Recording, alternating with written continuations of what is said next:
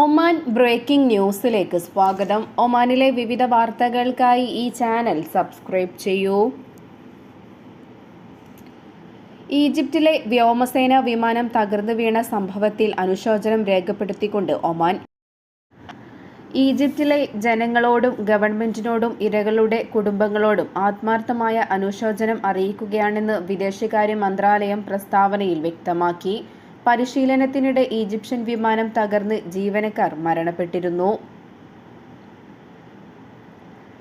അൽ ഖ്വൈറിൽ നിർമ്മാണം പൂർത്തിയാക്കിയ ഒമാനിലെ ഏറ്റവും വലിയ കൊടിമരം ഇന്ന് നാടിന് സമർപ്പിക്കും. Muscat governor Said Saud bin Hilal Al ബുസൈദിയുടെ നേതൃത്വത്തിലാണ് ഉദ്ഘാടന ചടങ്ങുകൾ. നഗരസഭാ chairman Ahmed bin Mohammed Al Humaidi മറ്റ് ഉന്നത ഉദ്യോഗസ്ഥരും ചടങ്ങിൽ പങ്കെടുക്കും. അൽ ഖ്വൈർ സ്ക്വയർ എന്ന് പേരിട്ടിരിക്കുന്ന പദ്ധതി മസ്കറ്റ് നഗരസഭയുടെ കീഴിൽ Jindal Shadeed iron and steel കമ്പനിയുമായി സഹകരിച്ചാണ് നടപ്പിലാക്കുന്നത്.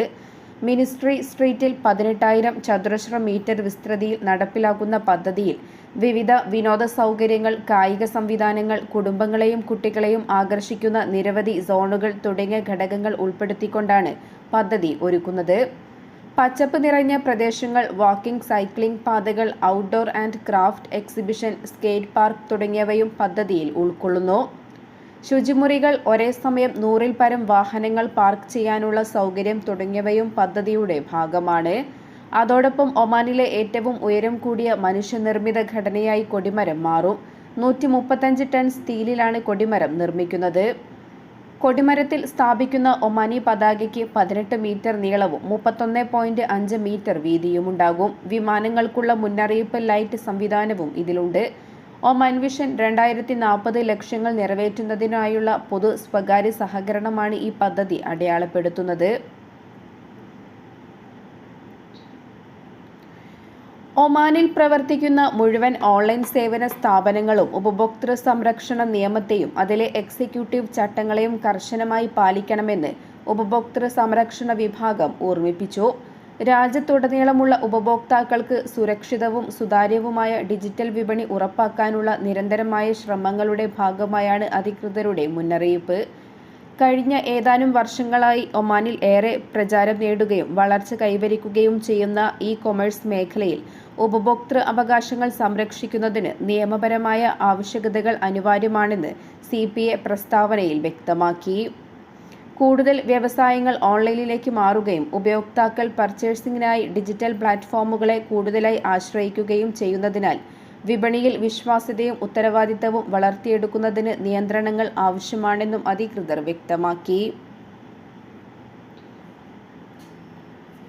കഴിഞ്ഞ വർഷം ഒമാനിലുടനീളം 3557 അനധികൃത വൈദ്യുതി കണക്ഷനുകൾ കണ്ടെത്തിയതായി വൈദ്യുതി വിതരണ കമ്പനിയായ നമ അറിയിച്ചു.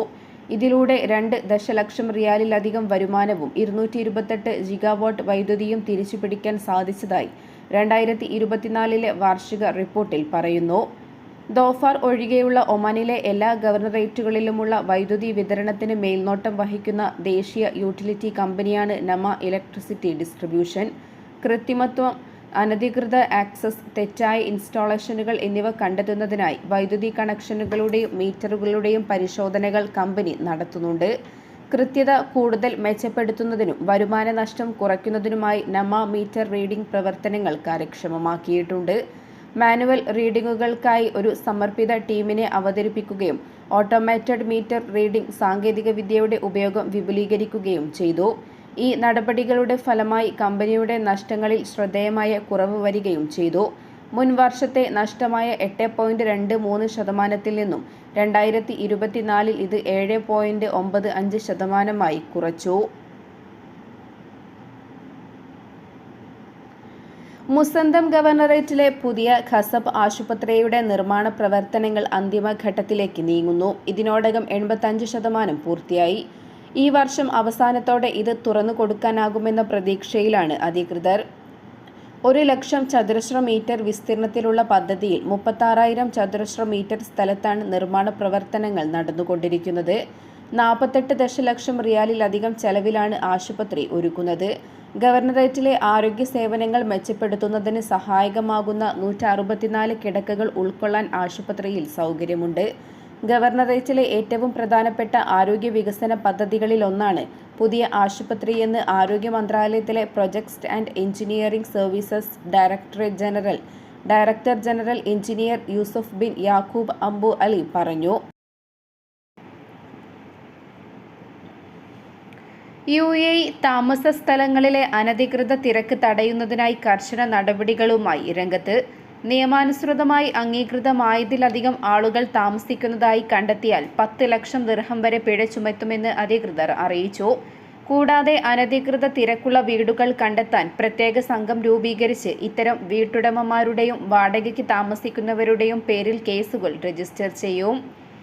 കൂടാതെ സുരക്ഷാപരമായതും ആരോഗ്യ മാനദണ്ഡങ്ങൾ പാലിക്കുന്നതുമായ താമസ സംവിധാനം ഉറപ്പാക്കുക എന്നതാണ് ഈ നടപടി കൊണ്ട് ലക്ഷ്യമിടുന്നത്.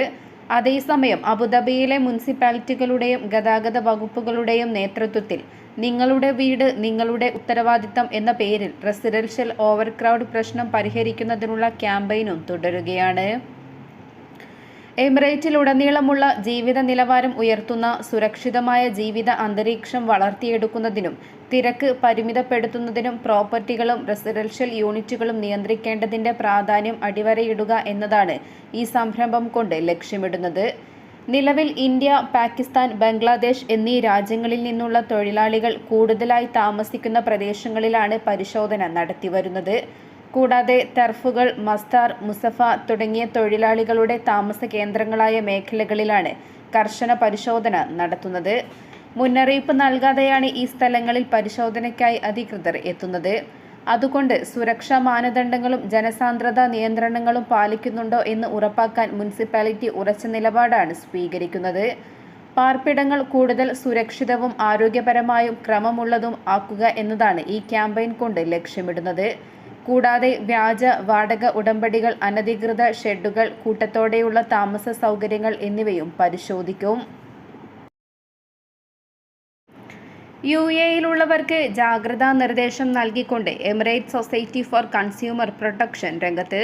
ഹോസ്പിറ്റാലിറ്റി, ഹോട്ടൽ, ഓട്ടോമൊബൈൽ മേഖലകളിൽ ആകർഷകമായ ഡീലുകൾ വാഗ്ദാനം ചെയ്യുന്ന വെബ്സൈറ്റുകളും സോഷ്യൽ മീഡിയ അക്കൗണ്ടുകളും ഉപയോഗിക്കുമ്പോൾ അതീവ ജാഗ്രത പാലിക്കണമെന്ന മുന്നറിയിപ്പും നൽകി.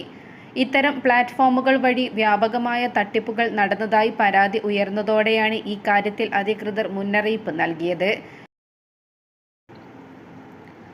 അടിയന്തരമായി A positive plasma, O positive platelet, വിവിധ ഗ്രൂപ്പ് രക്തം എന്നിവ ആവശ്യമുണ്ടെന്ന് സെൻട്രൽ ബ്ലഡ് ബാങ്ക് അധികൃതർ അറിയിച്ചു. ഈ വിഭാഗത്തിൽപ്പെട്ടവർ ബോഷറിലെ ബ്ലഡ് ബാങ്ക് ആസ്ഥാനത്തെത്തി രക്തം ദാനം ചെയ്യണമെന്നും അധികൃതർ ആവശ്യപ്പെടുകയുണ്ടായി. ദാതാക്കളുടെ എണ്ണത്തിൽ ഗണ്യമായ കുറവുണ്ടായതിനാൽ എല്ലാ ഗ്രൂപ്പുകളുടെയും രക്തം ആവശ്യമായിട്ടുണ്ട്. ബോഷർ ബ്ലഡ് ബാങ്കിൽ ഞായറാഴ്ച മുതൽ വ്യാഴാഴ്ച വരെ രാവിലെ 8 മണി മുതൽ രാത്രി 8 വരെയും വെള്ളിയാഴ്ച രാവിലെ 8 മുതൽ ഉച്ചയ്ക്ക് 2 മണി വരെയും നേരിട്ടെത്തി രക്തദാനം നടത്താം. മുൻകൂട്ടി ബുക്ക് ചെയ്യേണ്ട ആവശ്യമില്ലെന്നും അധികൃതർ അറിയിച്ചു. കൂടുതൽ വിവരങ്ങൾക്കായി 94555648 എന്ന നമ്പറിൽ ബന്ധപ്പെടാവുന്നതാണ്.